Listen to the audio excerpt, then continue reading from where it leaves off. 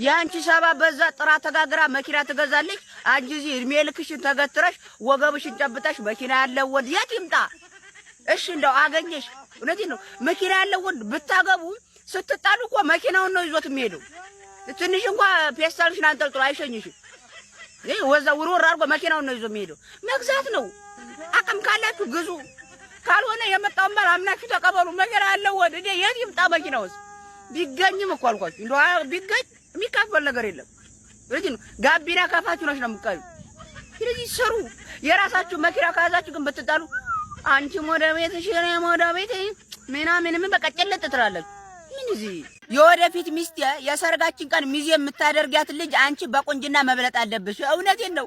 በኋላ ሰርጉ እንዳይቀየር እንዲህ ብሎ ምናምን እንዳትይ። በቃ እኔ በቆንጆ ሴት ተስፋ አልቆርጥም። በቃ ሚዜ ስትመርጪ አንቺ በቁንጅና የምትበልጫትን አይተሽ ነው መምረጥ። አይደለም ለኔ ስር ሚዜን እንኳን የምታማልል መሆን የለባትም።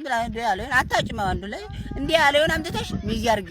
ቆንጆ ከሆነ እኔ ተናግሬያለሁ። ሰርጉ ይቀየርና በኋላ ችግር እንዳይፈጠር እንዴ በቃ ተናግሬያለሁ።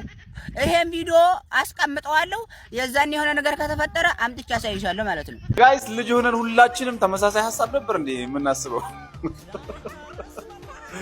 እዚህ ቪዲዮ ላይ የተጻፈው ኮሜንት እንዳለ እኔ ማስበው ልጅ ሆኜ ቪዲዮን አሳይቻችሁ ልመለስና ኮሜንት አነብላችኋለሁ። የትም እንዳትሄዱ። አብዛኛው በባህር የመጡ ሰዎች ተቸግረው ሳይሆን ጠግበው ነው ጠፍተው የመጡት። እውነቴን ነው። ዝም ብሎ ያንን እንትን አባባሉ ሄደ ሲባል እንዴ ማን ሄዶ ምን መሆኔ ነው? እሱ ሄዶ እኔ ፈሬ ይባል ምናምን አንቺ እንትራየ ያቺ እንትራ እኮ ሄደች። ኧረ እባክህ እሷ ሄዳ ያልኩላት ልጠናገር ነው ያንዱና ብቻ እኔ መሄድ አለብኝ። የእንትና ላይ ሄዳ እኔ እዚህ ቀረው የእንትና ላይ ሄዶ እኔ ምናምን እያለ በትዕቢት ጥጋብ ተንበረከቀና እንደዚህ ዝም ብሎ ተወስሶ መጡ እንጂ እውነቴ ችግር አይደለም። ከመጡ በኋላ እኮ እኔ እናቴ ናፈቃችኝ እንገለች የእናቴ ሽሮ እንትን አለችኝ ምናምን እያለች ስትሳደጅ መጣሽ እንጂ እንዳለ እውነቴን ነው። አንዳንድ ሰው ነው ቸግሮት ያው ኧረ አንዳንድ ሰው ቸግሮ፣ ሌላው ግን ጠግቦ ነው እንትና ሂዶ እኔ ልቀረው ያቺ እንትና ሂዳ ማን ልቀር ጓደኛዬ ሂዶ እኔ ልቀር እያሉ በግድ በትዕቢት ነው የመጣው። ሰላማዊ ህይወት መኖር ከፈለግሽ አሁን ላይ ይሄ ፍቅር መንቀርቀር ሚስጥር ቆር ቤስት ፍሬንድ ጎር ፍሬንድ ምናምን ብሮንድ የሚባሉትን ነገር ከህይወትሽ ውልቅ አድርገሽ ማውጣት አለብሽ። እውነቴን ነው። ካልሆነ ፍቅረኛሽ ጋር ስትታረቂ ቤስት ፍሬንድ ጋር ትታያለሽ፣ ጓደኛሽ ጋር ምን ትያለሽ፣ ዝብርቅርቅ ብለሽ ነው የምትኖሪ። አዎ ደግሞ እኔ አሁን እንደዚህ ብዬ ስናገርላችሁ ከፍቅረኛችሁ ጋር ለጊዜው ስለተጣላችሁ ብቻ ወስደሽ ስቶሪ ላይ ሲቀዩ እሱ እንዲናደድ እንደዚህ እኔ የምር ከህይወትሽ አውጪው። ዝም ብላችሁ አንድ ደቂቃ ስትናደዱ እኔ ፍቅረኛ ምናምን አትብሉ ምሮን ስቶሪ ላይ ወስዳችሁ ስቀል ይስቃላችሁ። ወይ የምር አውጪ ወይ ወዲያ ተፋቀሪና ኑሪ። በግሁላ ኢትዮ ያለው ሲርበኝ ሆዴን ነበር የሚያመኝ እንደ ቁርጣት ነገር። እውነቴን ነው። አሁን ግን ሲርበኝ ራሴንም ያመኛል፣ ልቤንም የሆነ ሰንጥቅ ያረገኛል። ዝም ብሎ ተኛ ይለኛል።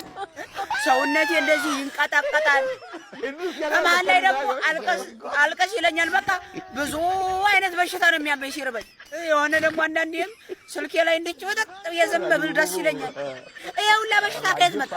ኢትዮ ያለው በቃ ከራበኝ ሆዴን እንደመቁረጥ ያረገኛል፣ ያስፋሽገኛል። እዚህ ግን በቃ ራሴን ስንጥቅ ያረገኛል። ልቤም ሆው ይላል። ሰውነቴም ጋጥ ይላል።